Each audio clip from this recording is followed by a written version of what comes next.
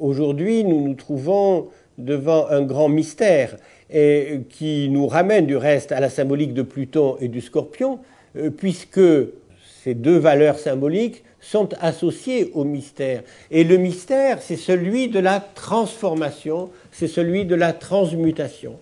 Dans ma clientèle, je rencontre beaucoup de personnes en crise qui vivent en réalité des configurations liées à Pluton.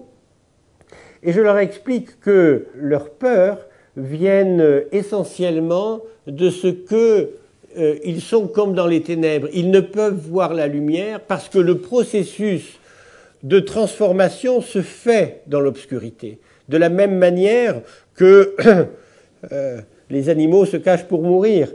C'est un processus qui doit rester secret de la même manière que la chenille se transforme en papillon à l'intérieur d'une chrysalide. Nous retrouvons toujours cette notion de noyau propre à Pluton, référence au noyau de l'atome du reste, dans lequel la transmutation, la transformation s'effectue. Donc ce passage d'un monde à l'autre, d'une humanité à l'autre, ou tout simplement d'un état d'être à l'autre, ne peut s'effectuer que dans l'obscurité. Les choses sont inscrites comme cela dans le symbolisme astrologique qui est bien sûr valable aussi longtemps qu'il y a des hommes pour observer les astres et pour réfléchir sur ce symbolisme-là.